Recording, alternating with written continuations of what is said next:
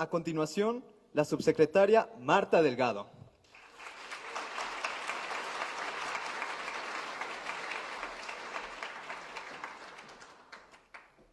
Primero quiero saber cómo están. ¿Cómo están? ¿Todavía tienen energías? Pero ¿cómo? Si apenas está empezando el día.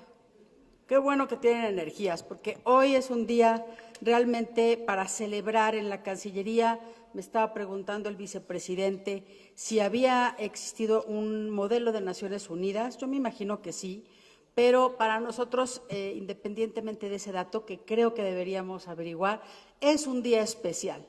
Tener a todas y todos ustedes jóvenes interesados en este modelo, la verdad es que los felicito. Quiero saludar a Gustavo Velázquez, a Leonardo Vera, Ángel Octavio Guajardo, a Mariana Trejo, que no la veo, me dejó solita allá arriba, las mujeres subrepresentadas en su presidium, ahorita vamos a hablar de eso, Sebastián Rafael y Arturo Pacheco. Muchas gracias.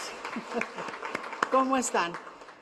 Yo me siento muy contenta. Quiero saludar también al embajador Alfonso Segbe, director general de Diplomacia Pública, jefe, ¿no?, de la Unidad de Diplomacia Pública. Querido Alfonso, gracias también por tu entusiasmo aquí, a tu equipo. También quiero mandarle un saludo a Manola Zabalza y felicitarla por estar pues tan entusiastamente conviniendo este evento, y nuevamente a todos ustedes, porque realmente la organización lo he visto, lo he ido siguiendo desde que me invitaron y ha sido muy buena. Pero bueno, estamos empezando. Hoy iniciamos esta jornada.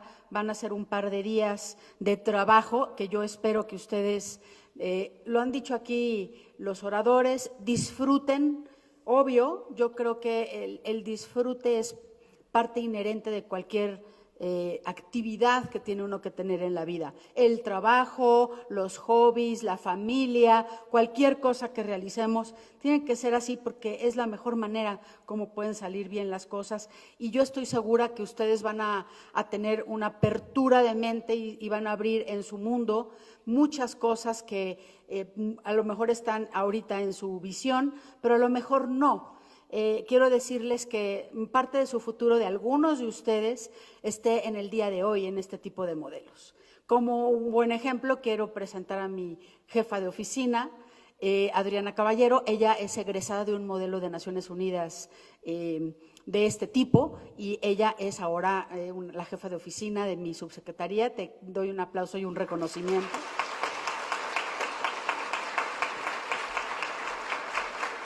Entonces, bueno, ese interés como joven de participar, de involucrarse, algo descubrió ella, algo se movió en ella cuando estuvo en estos modelos, participó y decidió seguir su carrera por este lado: las relaciones internacionales, la diplomacia, la representación de México en el exterior, la política exterior. Y yo quisiera darle solamente 3 mensajes importantes. Uno tiene que ver con el pasado, tiene que ver por qué se instalaron las Naciones Unidas, por qué las naciones del mundo deciden, 194 países del mundo deciden. En esa época no eran tantos, cuando se fundó, después de la guerra, hacerlo. Y precisamente después de tanto sufrimiento, de tantos desafíos por la guerra mundial, los países deciden, bueno, seguir algunos ejemplos de organización internacional y conformar la Organización de las Naciones Unidas. Es el espacio de diálogo por excelencia de los estados, de las partes. En Naciones Unidas hablamos de que los países somos las partes, y estas partes tienen un principio de igualdad jurídica para defender sus intereses como naciones, pero también para llegar a soluciones comunes, para pensar en el bienestar de la humanidad en general. Por eso, fundacionalmente, la Organización de las Naciones Unidas hace una carta en donde todas las naciones se ponen de acuerdo cuáles son sus principios fundamentales, sus valores fundamentales, qué es lo que tenemos como países entre todos, como seres humanos, defender. Y bueno, estas Naciones Unidas se fueron haciendo cada vez más grandes y más importantes. Eso es del pasado, ustedes lo verán muy lejano, la creación de las Naciones Unidas. Este siglo va a cumplir 100 años, las Naciones Unidas, y seguramente será cuestión de mucho debate y de mucho análisis. Si es difícil para ustedes como jóvenes decir su opinión, alzar la voz para defender lo que ustedes piensan, imagínense lo difícil que puede ser para un país frente a todos los demás, con una historia, con sus propios problemas. Creo que el ejercicio de hoy no solamente va a servir para que ustedes externen su punto de vista. Pueden usar un artículo, las redes sociales, una comida, una sobremesa, un foro para expresar su punto de vista.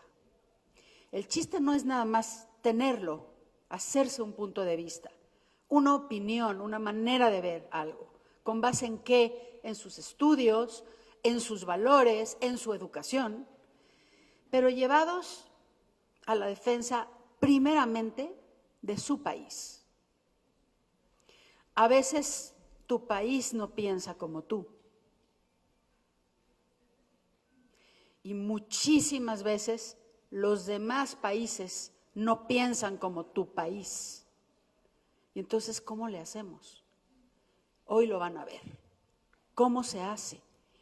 ¿Cómo se logran los consensos, los acuerdos? ¿Qué es un tratado? ¿Qué es un convenio? ¿Qué es una convención? ¿Qué es una declaración? ¿Qué es diferentes mecanismos que tenemos de organización? Con esa complejidad, las Naciones Unidas se organizan de una manera muy difícil. En su origen tienen, no diría que un pecado original, pero sí una manera de decidir que nos ha costado muchísimo trabajo en el tiempo y que se llama el consenso. Y quiere decir que hasta que no se pongan de acuerdo todos, no se decide. Y que es muy difícil llevar las cosas a los extremos de una votación. Por ejemplo, les voy a poner un ejemplo, nuestros congresos de la Unión, nuestro Senado, nuestra Cámara de Diputados, tienen una configuración similar a las Naciones Unidas, representantes, etcétera, etcétera. Sin embargo, esos congresos funcionan por votación, funcionan por mayoría, funcionan por representaciones proporcionales. Los debates se dan para conseguir una mayoría, imponer o postular e aprobar una iniciativa o algunas iniciativas para ir avanzando. Así es como se iba avanzando en la construcción democrática, legal e institucional de los países. Pero en las Naciones Unidas no, lo que tenemos que es hacer gala de la capacidad máxima de convencimiento para que todos estemos de acuerdo en las principales cosas. Y hay muchas reglas que los van a lo mejor discutir durante estos días, que son difíciles. Por ejemplo, tenemos la capacidad de veto de algunos países en el Consejo de Seguridad. Quiere decir que si uno de ellos no está de acuerdo, en esto, por ejemplo, están Estados Unidos, Rusia, Francia, China. Si uno no está de acuerdo, por ejemplo, en este caso, Rusia en el Consejo de Seguridad no ha estado de acuerdo con ciertos, problemas, distintas postulaciones del Consejo, no se deciden ni se llevan a cabo. Y otros países como México y Francia hemos combatido ese derecho de veto que tienen los otros cuantos países que conforman el Consejo de Seguridad con asientos permanentes. Pero más allá de eso, hay muchísimos otros espacios en Naciones Unidas.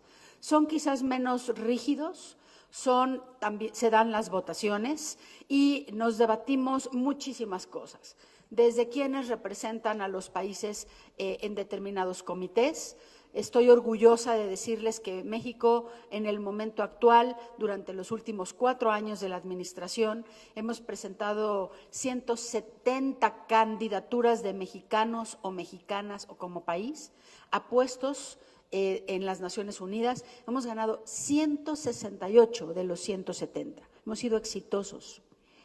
Y también votamos y participamos en las elecciones de presidencias de diferentes organismos. Las Naciones Unidas tienen agencias también distribuidas en todo el mundo. Hoy México cuenta con la presencia de 24 agencias de Naciones Unidas, como por ejemplo la ONU Mujeres, la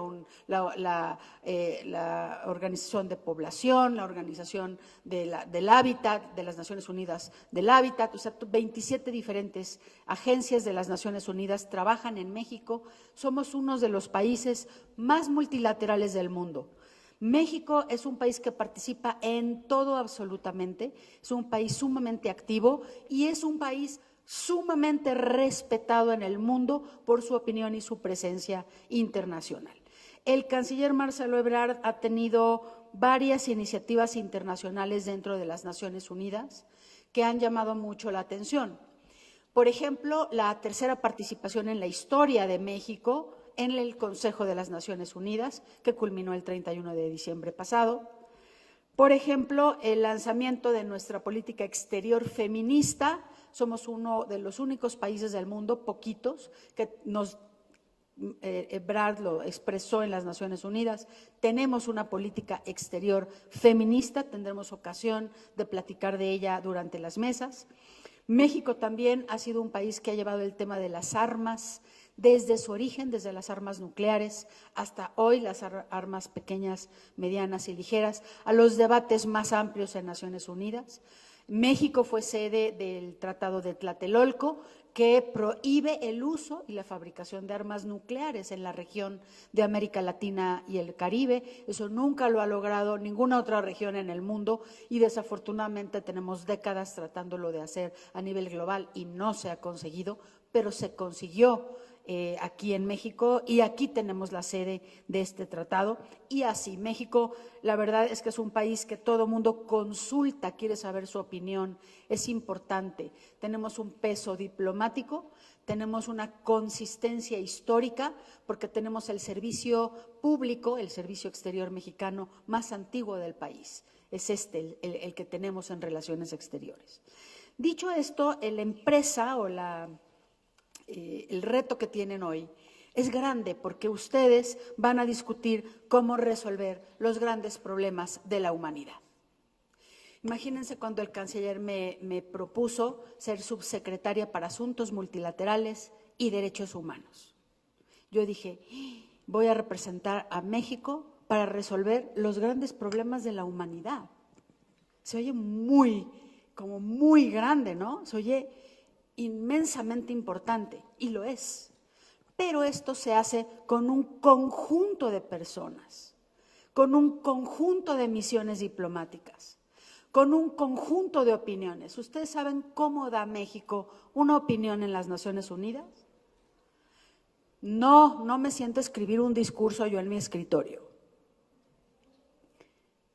Lo que hacemos es consultar a las dependencias involucradas en esa opinión. Por ejemplo, si vamos a decir nuestra posición o a votar o a comprometernos a reducir las emisiones de gases de efecto invernadero para combatir el calentamiento global, pues hay que verlo con la Semarnat, con la Comisión Nacional del Agua, la Profepa, la Secretaría de Energía, la Secretaría de Desarrollo Agropecuario, la Zagarpa. Hay que verlo con todos los que están involucrados, hacer el consenso necesario, pedir la opinión federal, pedir la opinión local, muchas veces la del legislativo, la del ejecutivo, el consejero jurídico, o sea, una serie de opiniones, pero no nada más de los gobiernos ni de los poderes.